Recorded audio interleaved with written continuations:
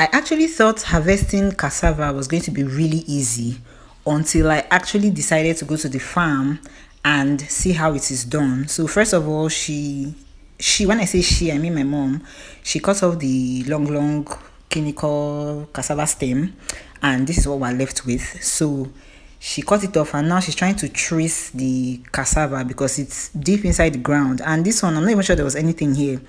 Trying to bring this thing out is just so stressful. I wonder how my mom was able to do it. Okay, this is what I was talking about, the whole pulling thing. Like, you're going to be pulling it to make sure you can be able to like trace it and you don't end up cutting it, because while we were doing this we cut out so many and it was really hard to like find the remaining pieces inside the ground, if you understand what I mean. But the thing is really stressful. From today, if I see people harvesting this thing, I'm going to start hailing them because it wasn't easy.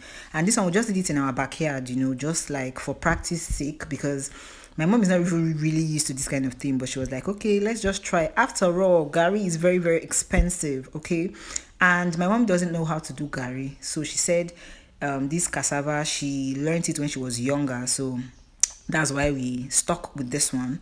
So this is the first part. This one was so hard, like it was really hard. I was even feeling for her because the continuous dragging, trying to trace and everything, it was really stressful. And we did a lot of areas today, but the good thing was that we started in the morning, so we won't really think about it. But yeah, she finally traced it out and she was able to pull it out. But I don't think there was a lot of food here, so pulling it out was just, she just pulled it and it just came out. And look at all the things that we've been trying to pull out since. Can you imagine all the stress? This is all the stress.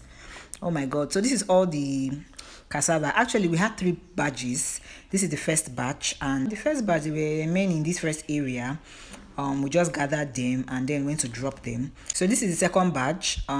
This second batch, I think they were really big in this side. And yeah, as you can see, the sun was already coming out. I was like, mommy, hurry up, let's go inside though. We cannot stay here when the sun like gets to its peak. So we're just hurriedly, carrying all of the ones that we gathered. So yeah, this is the second batch. I don't know if there was a third batch actually after this. Okay, yes, there was a third batch. Guys, look at this, cause like this is the longest. Oh, it's actually cut into that place, but this one was so long. This one is even long too. Like these ones, they were really, really long. And it wasn't it was really crazy because these ones were long and we pulled them out exactly the way you can see them. Can you imagine? Like, you can't even understand the kind of energy it took to pull this thing out of the ground.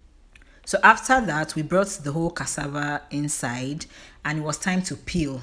I don't know, between harvesting it, like pulling it out of the ground and peeling it, I don't even know the one that is harder, because this one was just something I could not do. I actually tried to do this, but it was so hard. And it was actually easy for my mom, even though she hasn't done this like since she was a kid. But because, we have our place now and we still have excess space. So we just decided to, turn to farmers overnight. But yeah, so it was really easy. The way it was so easy, the way she was peeling it. But I tried it and it wasn't as easy as she was doing it. But yeah, I like how neat it came out and it was really very fine and all of that. So yeah, she ended up peeling everything. Like, I could not believe that she was going to do all of these things. Like, it was crazy. So this is the last one. She has finally finished peeling all of them, and I didn't even know it was going to be this plenty, but yeah, I'm happy it's got to this point.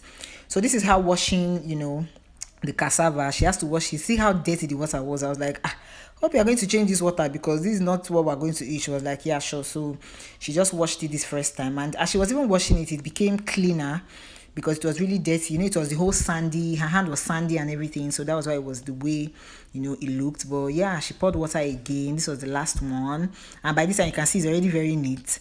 So the next thing is to soak it inside water, because she said you have to soak it here for a couple of days, probably 3 to 4 days. Then when you soak it, then you bring it out. So this is how, when she washed everything, you can see how neat it is. And she said the water has to cover the cassava so that it will soften. So that's what we are doing right now. And she's putting everything inside. And I'll see you guys when the whole cassava softens for the next part. Yeah.